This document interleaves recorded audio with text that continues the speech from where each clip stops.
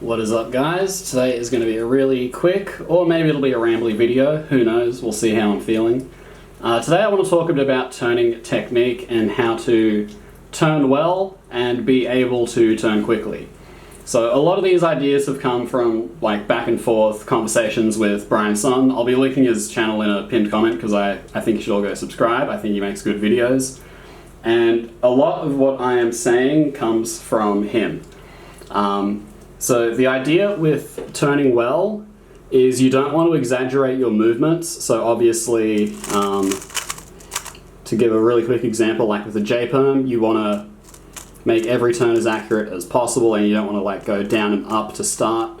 I don't think people really do that too much anymore, but I know that people who are used to older hardware may have that habit. So keeping your turns as close to 45 degrees as possible and not doing the like weird slight underturn, overturn stuff is an absolute must. But beyond that, so beyond exaggerating the actual turns on the cube, you don't want to exaggerate the movements you do with your fingers, or more specifically your digits. And the way that I think is a really good way to internalize this is to use just the tip of your fingers when you do every turn. So with a couple of Brian's son's videos, he's made the point that if you do turns such that, S-slice is a good example because this is a bad habit I used to have, where your finger basically bends in the wrong direction or it stays kind of erect, I guess, which is what can happen if I try to do U-turns without using just the tip, but using the like padding on my finger, or I guess like where my fingerprints are. So instead, I think that learning to use just the tips of your fingers will indirectly get you to do the proper bends for every turn. And I think that this, so for a while I've kind of had the idea that, this is definitely going to be a rambly video, I've had the idea that there is kind of some value in different turning styles, you know, personal preference, blah, blah, blah. But as I've talked with Brian more and more, I do think that this is pretty much objectively optimal. I hate the term, it's cringe, but I do think using the tips of your fingers is a better way to turn, and I have seen this with myself. All of the finger tricks that I've historically been good at are finger tricks where I am just using the tips of my fingers. Whereas finger tricks that I haven't been as keen on, so for example S-slice turns, where I do like this finger bend thing, I have found that by using the tips of my fingers that my S-slice turns have genuinely gotten a lot better. The same is true for like pinch F turns. I've always been fine with pinch F prime, but for whatever reason with pinch F I would do the finger bend thing.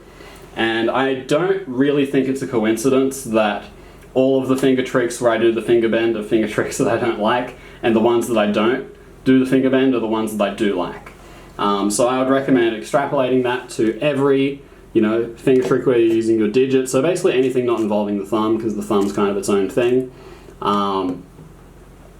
And what else was I going to say? Yeah, I would also try to even apply this to like ring finger D turns, double flicks as well. You know, trying to use the tips of both fingers as opposed to maybe the tip of the index, but then something like that. And then even like D2 with like pinky ring, this is another one that I'm not too good at myself. I find that I kind of naturally want to use the padding of my pinky when I do these D2 turns, but I have found that if I try to use just the tip, that it does come out a lot better. The tip doesn't always like land on the corner piece itself, it kind of goes down to like this back edge when I'm doing an A-perm, for example. But I still do find that using that mental cue for A-perms does make them a bit more consistent, and it feels like I can get better peak TPS.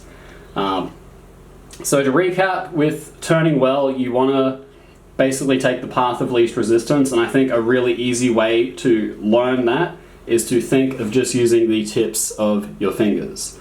Because just remembering not to bend isn't particularly easy, especially if you do naturally use the pads of your fingers, because I do find that it is kind of difficult to not bend when using the pads of my fingers.